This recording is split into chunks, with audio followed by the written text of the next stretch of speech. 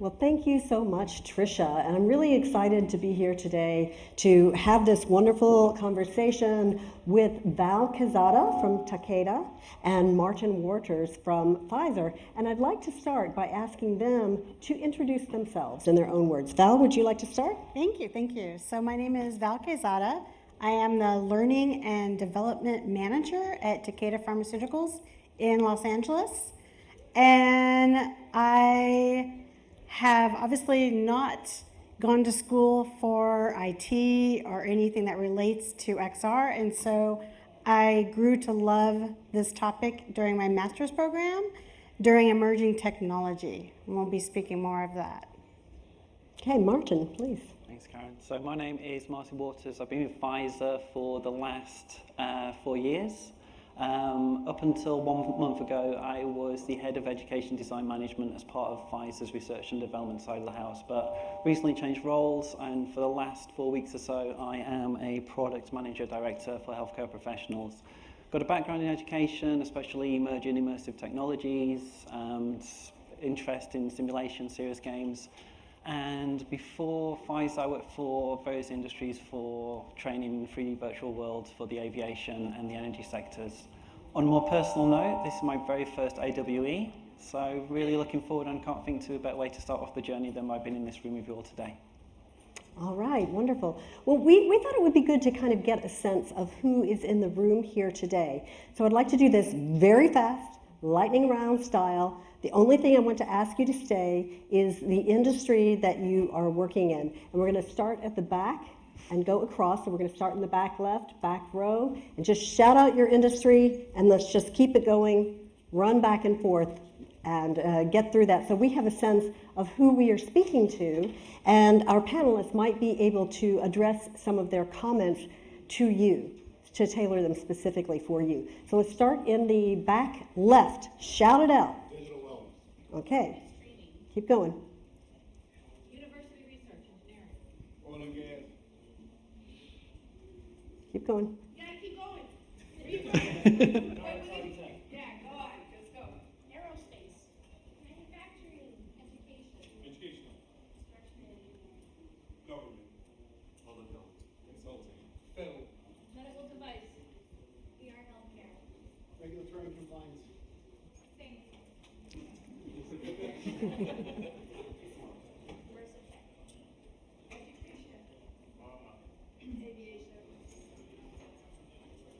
Museum. Visualization. Government and mining.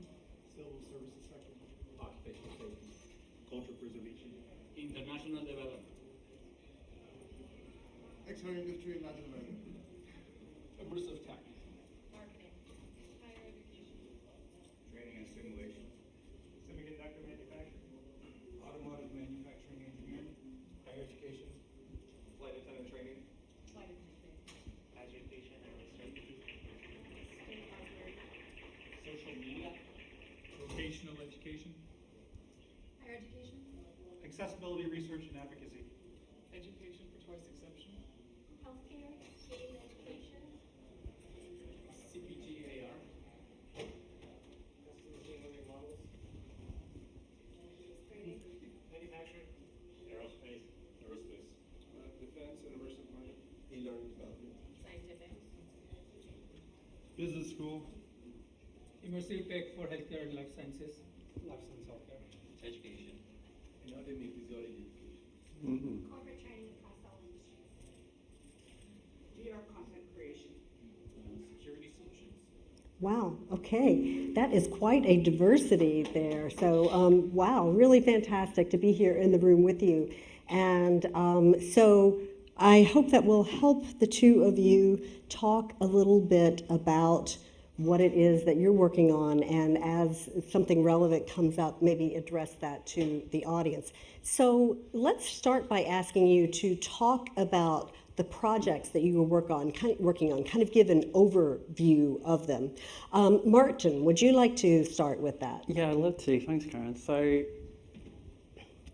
what the main project that I'm going to be talking about this morning is about, it is training solution for a clinical research unit. So apologies for those in the crowd who, if this is information that you already know, I'm just going to quickly talk through what this is. So a clinical research unit is the first, it's a facility where treatments are tested in humans for the first time. So this is a healthy population of test subjects, and this is to see the safety of the treatment that they're performing and how it works in that regard. It's normally a very traditional format of training, the type of training, the industrialized sentiment of training, where it gets as many people through as quickly as possible, maybe not in the most appropriate format, but just to train people up as quickly as they can to get the site staff up to speed in all of the processes and the procedures that they need to know for the facility and also for the particular study as well. From talking to the site staff, one of the main challenges that they had was that it was exceptionally labour intensive for the instructor. You know, it's 8-hour, 9-hour days, a lot of instructor-led training, and then in the afternoon, the participants who are going to become the site staff to actually perform the to perform the clinical trials, they need to be trained up in a simulation lab. So each PCRU, Pfizer Clinical Research Unit, they've got a simulation lab. State-of-the-art facility filled with high-fidelity mannequins. You know, these are really sophisticated pieces of equipment. It's a mannequin of a human body. The high-tech ones are so advanced that they even have the opportunity to have pupils dilate depending on what the participant does to them. Some of them can either sweat, change temperature, change pulse. So it's a real safe environment, like most of healthcare simulation is, where the participant can perform the training on them without any human danger or human intervention needed in that regard. So within the simulation lab, like I say, the participants are there. Really, really standard industrialized training of a PowerPoint session in the morning, some hands-on training, and then a tick box compliance situation at the end of the training just to show that they've completed the necessary components to be able to perform the job once they start working at the site. From talking to the site staff, like I say, it just dawned on us that there must be a better way to do this. So the solution that we're working on is a three-pronged approach. First of all, there's going to be a flipped classroom model in advance. So we have created a virtual representation of the actual facility where the new members of staff are going to go when they're going to do the training. And they can enter this 3D virtual world. They perform the training in advance. They receive the training in advance. So the traditional PowerPoints, they have the opportunity to work through those at their own pace. They can think about questions that they may want to submit in advance as well. So it just flips the classroom in advance, so they've got the opportunity to work through those materials even before setting into the actual facility. The second part, and this is for training for EKGs, so the electrocardiogram, we have the high fidelity mannequin, and we have a XR layer on top of this. So using the learner's own device, whether that's a phone or a tablet, they're able to have hotspots over the mannequin where it's going to help them place the EKG leads, the 12 leads for each of the test subjects ahead of advance as well.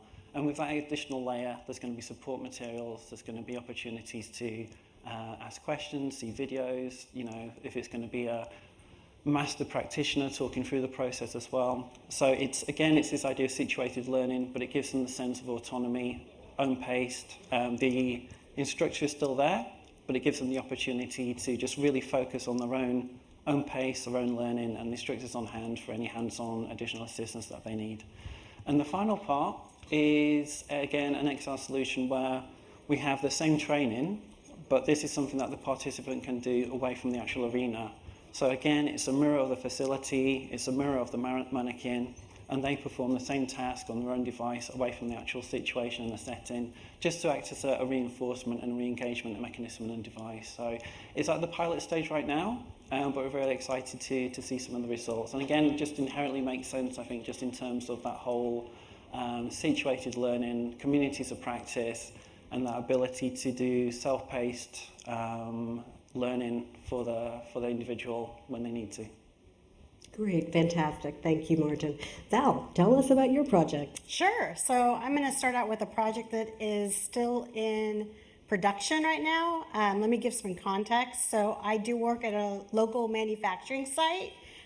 We do have global entities that support specific project that they deem important, but not necessarily what I deem important for my, we have about just shy of 900 people that we have at our facility, and they don't always see what we see with the need. So the project that I've been working on with an outside vendor is creating a new hire onboarding experience. So currently what happens is new people come in, they sit in a room for 2 days, they listen to facilitators, SMEs, subject matter experts that go through a slide deck. Fairly boring, right? So my thought on this is to add in the VR components where we can.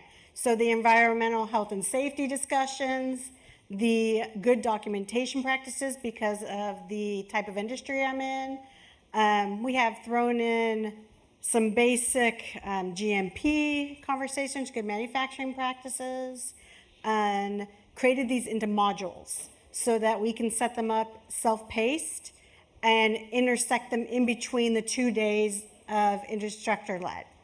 I still have that in my brain. We haven't launched that yet, so I'm not sure how that's going to play out, bringing people back and forth from headsets to in-person, so I'm hoping for thoughts on that in the audience today, if someone's done that. The other thing that we're doing is normally these people are brand new, so they haven't been able to get into our systems yet, our LMS, our learning management systems. So how do I deal with that, right? They aren't going to be able to log into many things. So what we are going to be able to do conceptually at this point, because I haven't been able to test it out, is we have Oculus Quest 3s that we purchased for this project. We have 14 of them. We have some older devices too that can be used. And what we are going to do is create individual SCORM packages for each module. We have 10 modules, plus a video module to kind of explain to our audience what's going to be happening and how to use it. Because for the most part, no one in a high percentage of people have not experienced any sort of VR. So we need to teach them how to do that first and how to navigate. And then the thought process is that we will be able to take those SCORM packages and get to them through the LMS using hopefully Meta's business application. Still playing around with that, like I said, but in theory, that's what we'll be doing. We don't have a system put in place at this point where I can just have like an SDK, right, sitting there in the Meta headsets. So that's a project that is supposed to be handed over in July. My thought process is August, September, we'll be playing around with it with hopefully a launch. If we get lucky in September, otherwise October. And then obviously play around with it, a few iterations to see what works best during our new hire experience. So that's a project that is in the works, and I'll talk about some of the other projects that are actually live and in use. Great. Okay, thank you. So when we were preparing for this panel, we talked about some of the challenges that you all faced, and learning management systems did come up, and you mentioned that, Val. And so I wonder if each of you, maybe starting with you, Martin, could talk a little bit more about how you use learning management systems or the challenges that you have faced there. Let's start with some of the challenges, and we'll get to the successes or the happy things a little bit later. I must say I feel quite lucky in that regard because we didn't have an LMS challenge as such for this one because it is ancillary training materials on top of the regular curriculum. We're just using this through a Pfizer in-house app, so all of the learners already have access to that separately from the LMS. I must say though, it's in addition to the traditional training, so in the sense that each of the participants still need to get signed off and do all of the attestations that they've learned the materials ahead of advance, but it's completely separate to the LMS that we have. So I feel quite privileged and lucky in that regard. That's great. That's great. Yes, and I know, LMSs is something that cuts across higher education. I know a number of you were in higher education here as well as in enterprise. So, Val, maybe you can talk a little bit more about some of the challenges. Yeah, it's been a struggle. We actually went through LMS change last year. If anyone's gone through that, it's dreadful. I highly don't recommend doing it. And we did move into a system that is supposedly going to be better at doing this, although it's still running into the same issues. I still, every time I bring up how to incorporate something that isn't SCORM or isn't just a regular document or SOP, people look at me cross-eyed. They have no idea what I'm talking about for the most part. So I have partnered with my IT group locally, obviously, and I try to get as many friends in industry globally that can help me support these, because it's a bigger thing than just me needing this. There's going to be more and more applications, XR, that are going to, how are we going to get that to our end user? How are we going to get that to our employees or the patients to use, our customers? And we are going to need people like this in this room, people in this building that come up and help us solve these issues. Yeah, great. And I hope maybe some of you, I know you said you're using SCORM, but of course XAPI is a really great learning standard. And maybe when we get to the Q&A portion, if any of you have anything to say about that, we can address that. Let's talk about culture change. How has that been for you? So, Martin, you want to start?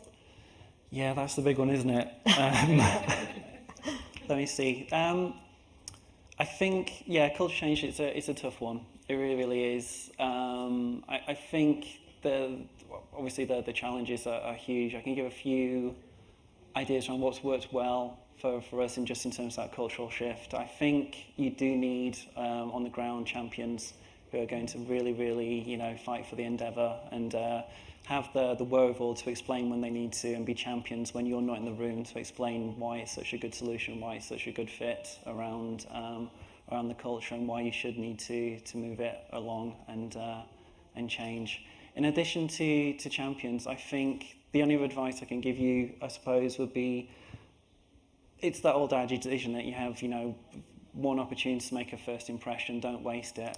I remember one time, it wasn't for Pfizer, it was a demonstration at an expo at a different conference, and there was a high-profile client, and we got them sat down in the chair, got all the headset set up, and little 3-minute demo reel. This is great. I think I absolutely love this. It's going to be amazing. The gentleman sat there 3 minutes, didn't move. We thought, must be the best engagement thing ever, having such a good time.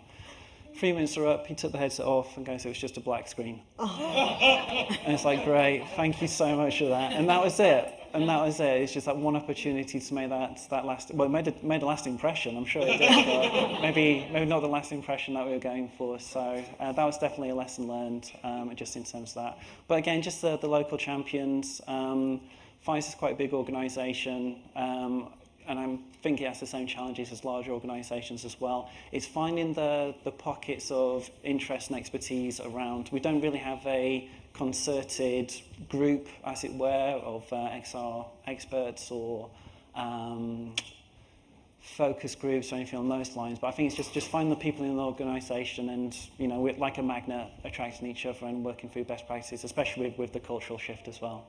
Yeah. And Martin, we talked earlier, I know that Pfizer is up for a couple of Augie Awards, but you said those are separate projects from what you've been working on, which gives a sense of, in a large organization, even that can be a challenge, right? Yeah. So Val, cultural change. Yeah, cultural change. So I had to take this on by myself, pretty much. I'm a one-woman show for a lot of this stuff. My story about the true starter culture change started in prior to 2020. I found a really cool application called Scenario VR that ELB owns, and I'm like, oh, this is amazing. This is something that I can do. I don't need to know how to code. I can take 360 images or video and drop them in and create all these cool things. Let me start a small project. I'll create a tour, and shared that with my business stakeholders, and they said, what is this? Why? They can just come. They can come and walk around our site.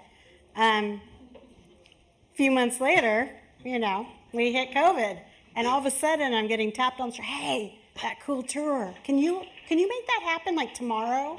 Yeah, sure. So of course, that was my foot in the door, right? It was an opportune time to really push. As bad as COVID was, it really did help take me leaps and bounds to where I am now. I got funding for a room that never would have happened, a tech room where I can house all of my headsets and have a space for that. It did allow me to showcase more. So my biggest culture, I think, that really drove the rest of my stakeholders, I did open houses. So I created these projects. I set up times, more of like a lunch and learn, minus the food, and had people get into the headsets. And I'd say 99.9% of these people had never worn a headset. And so seeing their look and the smiles and, oh my gosh, I feel like I'm there, and the emotion is what really drove me to be able to go to those next steps and why I'm still able to do it today.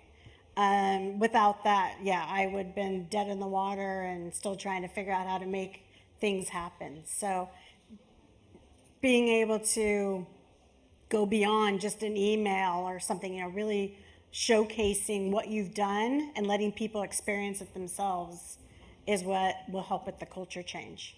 Yeah, that's great. And so you were doing this stuff before it was cool, before Yeah, COVID. pretty much. Yeah, right. Yeah. So let's address another C word, which is compliance. Martin? Again, it's a tough one, isn't it? It really is, especially in such a, with the majority of folks in this room are highly regulated industries. It's really difficult, really challenging.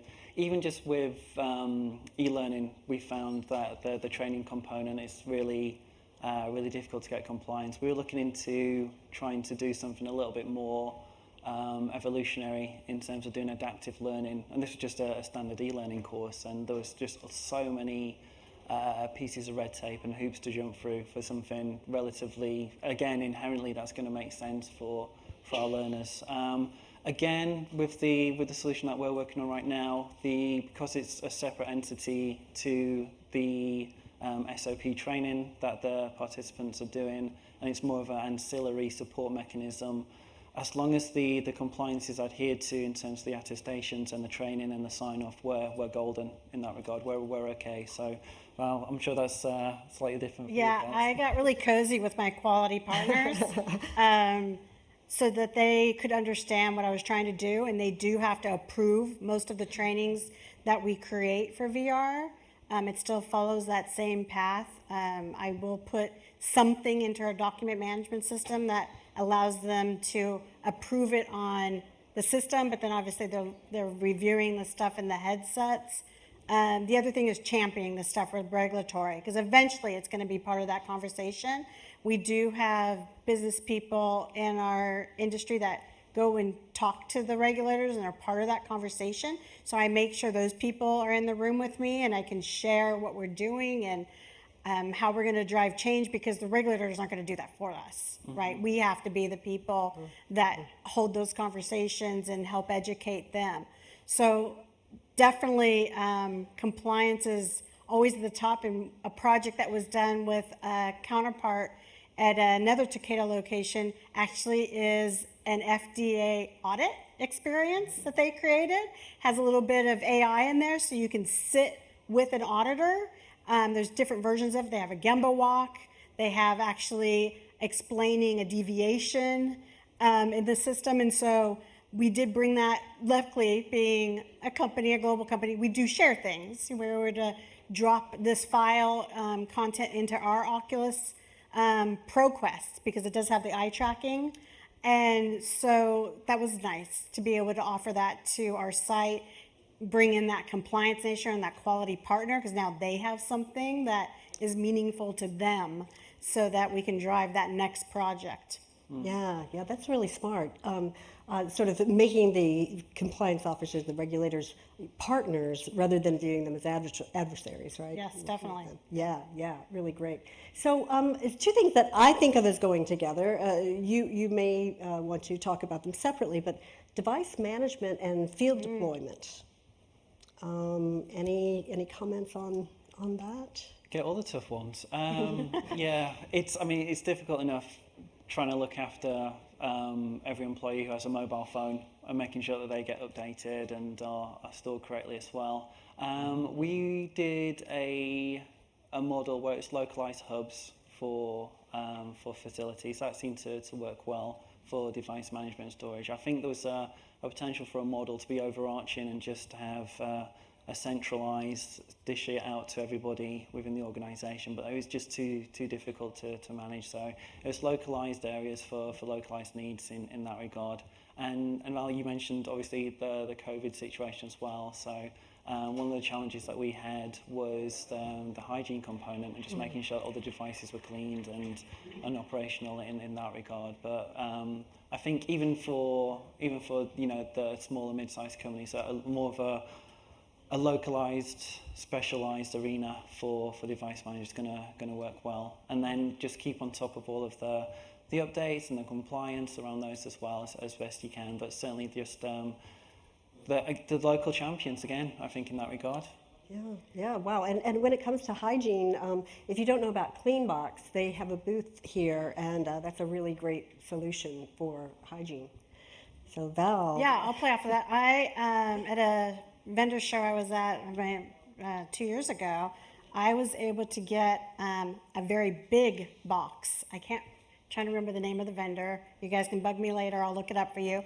Basically, it houses 24 headsets and charges them and does the UV on them. Yeah. It's amazing. It's on wheels, so I can take it around with me. So that's taking care of that. And the cord management, they built it in with cords, and it's fabulous. Working really well for us. And for the device management side, yeah, originally it was me. I'm the device management. And then, like I said, I partnered with my IT colleagues and I handed that over to them. I'm like, here, figure this out, please, because this is going to be a problem in the very near future. And right now we're looking at probably going with MetaQuest for Work. It seems the most logical for us at this point. We haven't signed on the dotted line yet, but at this point, we're probably going to be going down that path. Yeah, and for a large company, that sort of thing is something you would handle in-house. But I think certainly for higher ed institutions, something which I work with, an MDM, a device management system, is often the way to go. So let's talk about budgets a little bit. Do you feel like you have the budget you need? Is there more that you want, and how much of a challenge is that? What sort of advocacy do you have to do to get what you need to make your project work? Yeah, Val, it looks like you're ready to go. Yeah. It's always a problem. There's never enough budget, ever. I'm super grateful for the budget that I have been given, and I try to use it wisely so that I'll be able to get budget again for the next one. I don't own my budget, so I have to have a business case and go to the stakeholders and get them to own my budget for their particular need. But it's always going to be a struggle, I think, for anyone, for any project, even with besides the headsets, right? Like some stuff I'm able to do in-house, and that cost is fairly contained. It's not unreasonable. But the moment I go out to an outside vendor to create content, the spectrum is huge. So definitely having to have that business case ready to go and have that stakeholder that's willing to partner with me is key. Yeah, and content development is another issue. But Martin, would you like to address that? Yeah, very similar, very similar indeed. We're quite lucky with our intervention. We had all of the content created already, so there wasn't necessarily that outsourcing for the content. Funnily enough, one of the main challenges was convincing my old manager at the time about the viability of this. And again, I don't think it's such a unique situation at Pfizer. I think that stakeholder convincing is definitely a challenge. I think what made it worse was there was a previous XR solution from a few years ago, and again going back to that whole notion of the first impression. It was one of those interventions and pieces of training where it shouldn't have been XR. But I think at the time it was a shiny new buzzword. So I said, okay, we just need to do something. And I think, unfortunately, it wasn't the best application of the material or the audience or the actual needs of the program at the time. So that did cause a few, what, we're doing this again? Yeah, we're trying to. We're definitely trying to. So that was a challenge. In terms of budget, yeah, you're always going to need more. It's always going to take longer than you think it's going to take. I think the only advice at this stage would be, well, actually, we're quite lucky again. We have our own Pfizer app store, so we can do a lot of the relating back to the device management as well. Each employee with a mobile phone, mobile device, has the opportunity to upload the training through the Pfizer app store. So we're lucky in that regard. It doesn't really factor into the device management component too much. And yeah, just the whole, be aware that things are going to take longer, be more expensive than they are. But just champion it as best you can, just in terms of that story of the narrative and the difference it's going to make. Yes, and choose your use case wisely. Indeed. And make sure that it really needs XR to work properly. Are either of you using AI? And if so, how? If you can talk about that. There is a project that we're working on that we haven't got funded for yet. I'm waiting for that green light. Hopefully, it will be coming soon. And it does have AI involved in it. So it's not something I'm looking for, but if it happens to be there, great. You know, I'm going to use it. Any resource, right, that will help me with my end users is fantastic. So, definitely.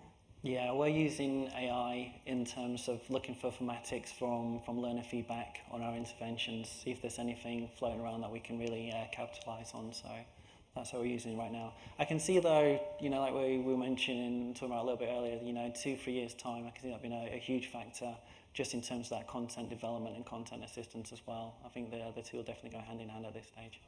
Yes, great. Let's move on to some of the happier topics. Talk about some of your successes and things that you're really proud of. Yeah, I'll go. Yeah, go. No, please. So one of the projects I am super proud of is when any of our employees need to go into the manufacturing areas or special gowning requirements and safety requirements. And one of the jobs of my team, we're a team of 9, is to qualify those people to be able to go into these areas. And one of those walks that were instructor-led walks we had to do was safety walks to point out all the safety issues inside the manufacturing space. Years off of our lives having to do this over and over again, right? Because just when you think you have the group done, there's another group of people or there's guests or whatever there might be. So I was able to create instructor-led safety walk training within the app I was telling you about earlier with Scenario VR and eliminate all of the instructor-led training for this. So we had to do one for our manufacturing areas, and then I did a separate project where I onboarded one of my employees how to use the software, hardware, to create it for our laboratory space because they had a slightly different safety walkthrough for their space. We've been using it, I think, three years now. And it's fulfilled the need so that my team can work on other projects. They don't have to stop every time someone needs that training. Yes, and I think that's a good example too. You know, you hear about, oh, this tech is going to take my job, but actually it can often free them up to do other things, right? Very true. Yeah, Very true. Yeah. Martin? So I think one of the main victories, apart from having a headset that wasn't blank when I was doing a demo to a stakeholder, it's been the learner feedback, especially for that first pronged approach that I spoke about earlier, where you know, it's a new member of staff with the onboarding and just having the opportunity to explore the facility, know where the car park is, where the bathrooms are, where I need to go to put my coat away, things like this. It just frees up such a huge amount of cognitive space and reduces cognitive load for when they actually do perform the actual training. They're already familiar with the space, they're all set up just in terms of looking forward to learn, and it just frees up so much more amenability for them to appreciate the materials that you're presenting. So that was a definite victory for us, I think, in that regard. Yeah. So making it a positive experience, making them feel confident and welcome from the start. That's great. That's really awesome. So what do you want for the future, and what are you looking forward to for the future?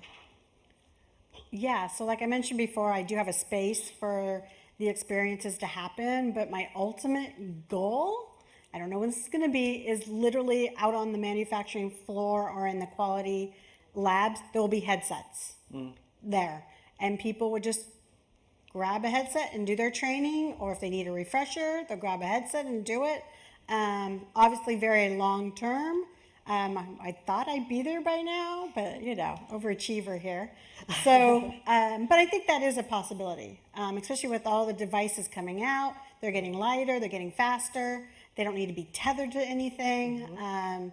So as long as I have Wi-Fi, I'm good to go. So hopefully, I'll see that not too far in the distance. Great. Yeah. Yeah, Val, I love that. It's definitely the same for us. I think it's the whole idea of it being a normalcy in training, not like this is a little bit avant-garde, this is out there. Just completely normal. In the same way that you choose an e-learning solution, you choose an XR solution, just to have that where it is a standardized approach, and it's, like I say, just picking a headset up and doing it, rather than having it to be something, completely alien or something novel in that regard. Something that's going to be a normal part of life. That'll be the hopes and dreams, I think.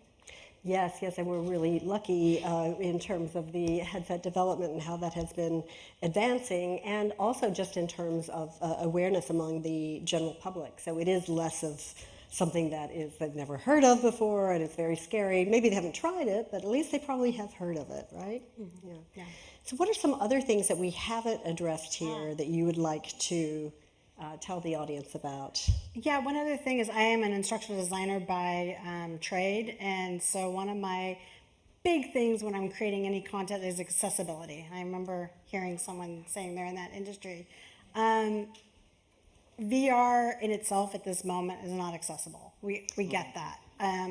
Every project that I do create, I do allow responsive abilities, so that if they are not comfortable in the headset or they cannot get into the headset for whatever reason, everything else can be done on a desktop or a mobile device. And then when I'm creating content, or when I'm using a vendor to create content, I think of all the things that we can make accessible, contrast, font, if there's font, if there's whatever sound there is, I try to at least bring those elements in for accessibility, just because it is something that in my instructional design background, I always try to do.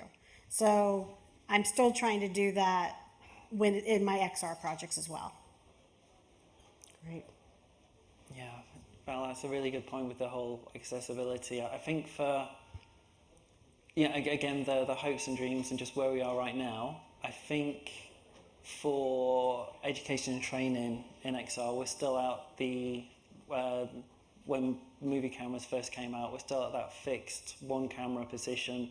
I think, the affordances of the space, the technology, is going to open up completely new ways of training, and new methodologies and approaches, and I think that's going to be the exciting part, just seeing how we capitalise on the affordances, the uniqueness. The solution I mentioned, it's okay, it's functioning, but it's still following that same format. It's nothing new. A flipped classroom approach and just reinforcement, re-engagement, interleaving of training. There's nothing completely novel in that regard. So I think it's going to be really interesting and exciting to see how educationalists of the future and the near future really capitalise on that and see how the development goes. And I can see that opening up whole new branches of education and job titles along the way as well. So that's the exciting part, I think. Yeah, really interesting. And it's still amazing to me how tied we are to the rectangle when we think about media. And it's so hard to shift our imaginations, because we've always grown up with seeing all of our media in a rectangular screen, whether it's a phone or a computer or a movie screen. So it's a real shift for the way we think and imagine things.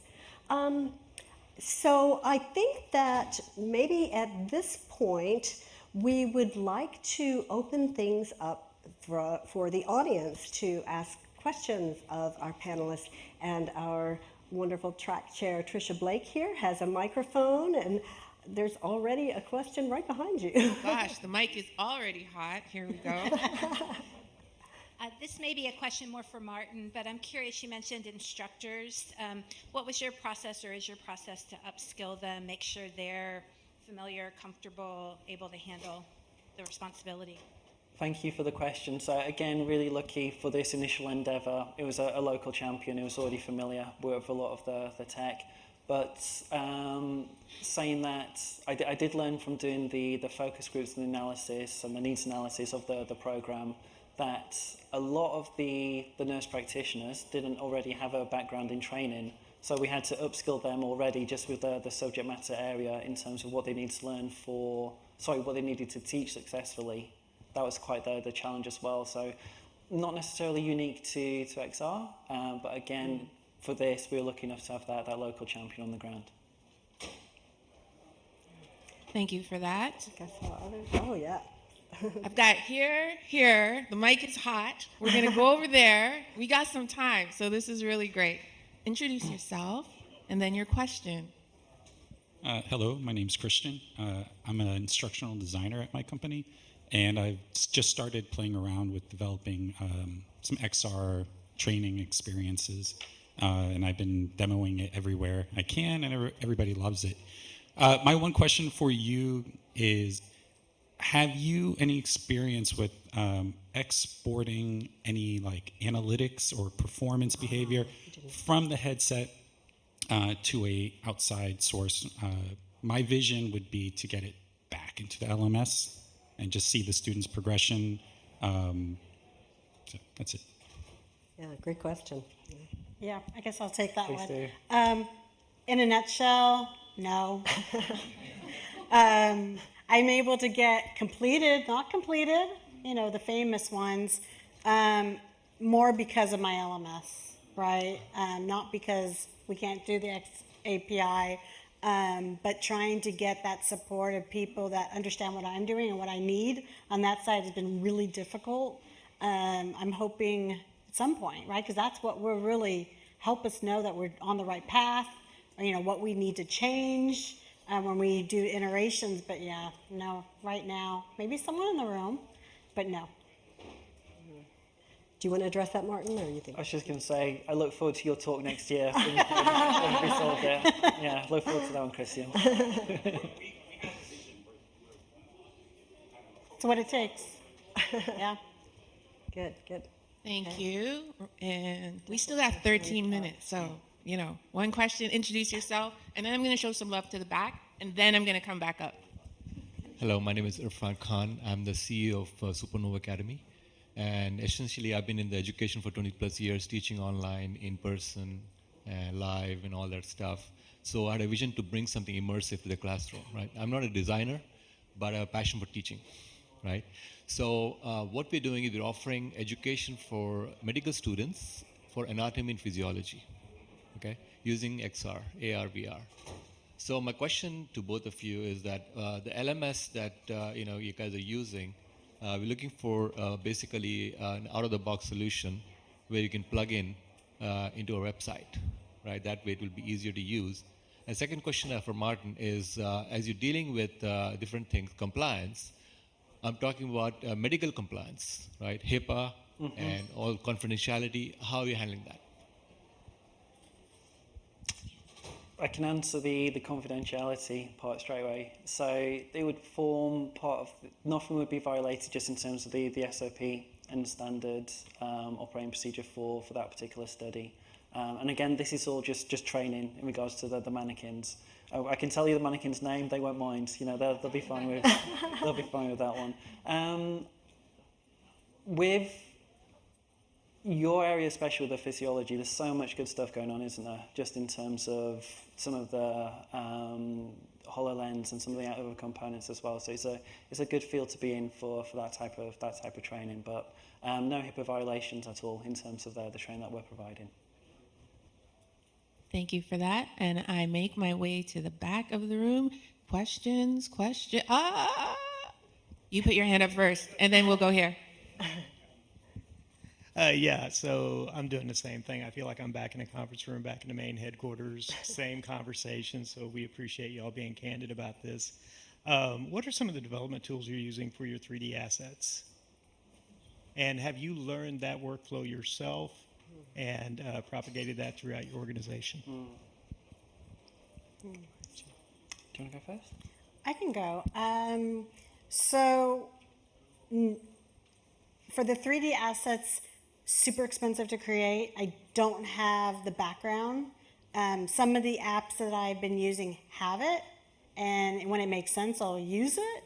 But no, at this point, unless it's in the app already, it's not something that we can afford right now to make individually. And to get those, like for the equipment per se, the manufacturing equipment that we might want to use, we'd have to go to that vendor to get it, and super expensive for the most part for them to hand those over for me then to take and use. So I haven't gone in that direction at this point just because of the cost. Thank you. Martin. Oh, sorry, I was just going to mention, we do vendors, Zappa. We utilise them a lot. I think, again, it's one of those where in-house knowledge, enough to be dangerous, I think definitely comes in and beneficial, just in terms of being able to orchestrate what you're looking for, what's working, what's not working. I mean, that's, you need to have that, not necessarily inherent knowledge, but just enough to be able to have a good, decent conversation. Thank you. Great question. And we're going down the row. Chris May, Delta Airlines. Martin, you mentioned that localized distribution hubs. Can you talk about who's manning them, and is it your instructors, IT? Thank you for the question. It was very similar actually to what Val mentioned. It was just some random person staff who volunteered initially, and they were getting posted to their house, and they were performing the cleaning. So I don't want to make it sound like it's a grandiose distribution hub, but especially on lines of Delta, definitely not that sophisticated. It's just literally a local champion within that region who would take care of it all, and look after all of that, the hygiene components as well in that regard. Thank you. And we have a question over here. Making my way back. So think of your question. We got a couple more. I feel like I kind of forced you to look over. I was making my way back. My name's Jenica. I'm with NIOSH. My question for you guys is, could you talk a little bit about the balance between actually having like competency-driven training, and a lot of things we encounter are the people that do training aren't training developers. They don't know how to make good training, and so they just want some shiny demo. Hey, come do VR. It passes my 8 hours. I'm happy. Could you talk a little bit about actually achieving training goals in your training development? The hard one. It is. I'll take the first stab if that's okay. And I think it boils down to any good learner experience design, instructional design. Users' goals, the best way to achieve those, especially with the competency-driven education as well. So it is just a knowledge of where your learners are, where you want them to be, and bridging the gap between the two of them. And your craft and your expertise as a designer, it would be the same with any medium, I feel. Again, it's just that awareness of the key affordances that are inherent within XR that you can really capitalize on. But I wouldn't necessarily deviate too much from your current design and approach, to be honest. Well, I mean, when you don't get to pick your budget, right? Like somebody else is telling you this is the VR project that I want to do. How do you convince them that might not be the project that is what the trainers or training do? Yeah, I mean, I've experienced that when I was early on in my instructional design. It was much harder to have those conversations, right? Because they're asking you to do something and you're like, okay, sure. I think over time, experience has taught me that the more bad things I create, I'm part of the problem now. So I've been much better at vocalizing this, right? If it's not an XR project, it's not an XR project. I need to feel that, what are they trying to fix? What's that end goal, right? Not just because they have a deviation, this is a good corrective action, let's, do this. It's almost like the retrain. Let's retrain, that will fix the problem. So I really do have that conversation with my stakeholder when I am working on a project, right? And if it is a true XR project that I want to draw that emotion out, I want them to be able to practice things in a safe space, okay, let's continue this conversation. If it's not, then yeah, maybe this is just a job aid. I don't need to create something fancy that I need this huge budget for. Yeah, well, that's a really good point. The solution might not even be training. It might be there's a problem with the system. You know, we can do the best training in the world, but it's not going to, you know, resolve all of the main issues that you have.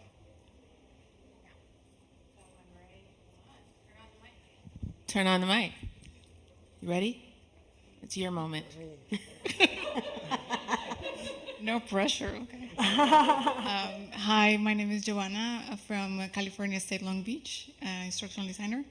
Do you have any tips for onboarding users in the use of the equipment? Thank you. Yeah, so what I've done is I actually have headsets sitting in that room I was telling you about. For the most part, they're open. People can walk in, put them on. They have found all the cool games, because when I go check the devices, I can see everything they've done, which can be a problem. For the most part, they've been fine. I haven't seen anything not G-rated. But letting them just go in and experience it, right, in a safe space, no one's watching them. And then when I do launch a project, I do have open sessions, right, where there's someone there to help them. Because a lot of times, if this is their first time touching the technology, they have no idea what to do, what they're going to experience, and just the nuances, right? Like we know, don't turn just your head, turn your whole body. But to an average person that's never experienced VR, they don't know this, and they're obviously going to cause some nausea if they do that. So I definitely am in the room to help those newbies too, so that they have a good experience coming out of it. You're welcome. We got a question here.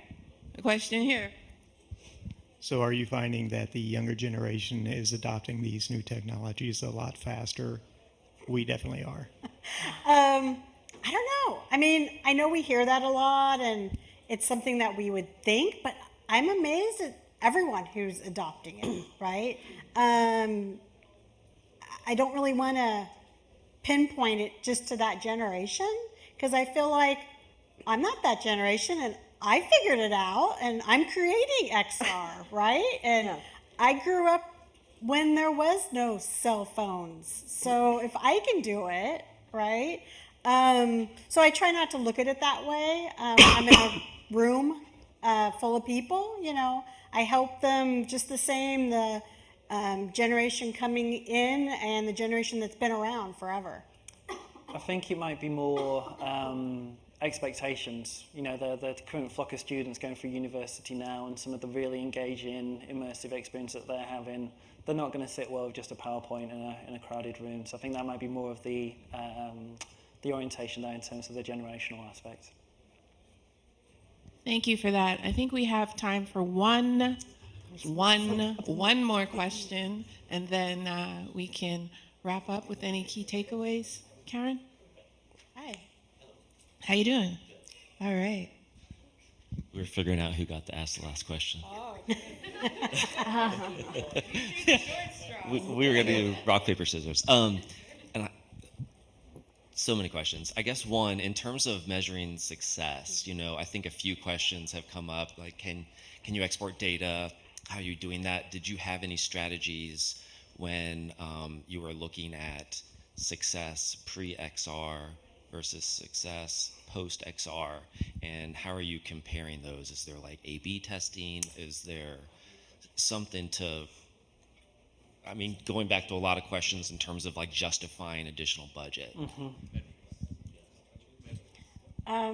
I'll take a stab first. I know this is going to sound awful, but L&D is really bad at this sometimes, and I'm no different. I want to get it out there. I want to try it. I want to, oh yeah, and then ROI, KPI, value capture, right? Comes into the conversation. I'm like, you mean my smiley sheet's not enough? So I still struggle with this. I mean, all the time. And I know I need to get better at it, or I need to find someone to partner with to help me get better at this or do it for me. So I know I do need to do that eventually. I've been able to ride the wave for now, but I know that it's going to hit me, and I'm going to have to come up with some better data to be able to share in the future. Luckily, that IT person I was talking to you about is really good with data, so I'm hoping that we'll pull in some cool spreadsheets or Power BIs and be able to do what you're talking about. But yeah, I mean, ultimately, yeah, that's what's going to get us really focused. Oh, yeah, yeah. Yeah. Or the deviations that I reduce, right? But I need to start measuring that stuff, yes. Yeah, there's two aspects there, isn't there? There really is just the whole, even on the back of an envelope, if you do, okay, an instructor costs this much, out away from their job costs this much, 5 people in the same room costs this much, then you can do a decent start. But again, I think it's the same situation. It's the real value comes when nothing happens. There isn't a deviation. So yeah, how do you measure that in many ways? So they're doing their job. This is great. But yeah, I think that the time saved, the money saved would be a great start.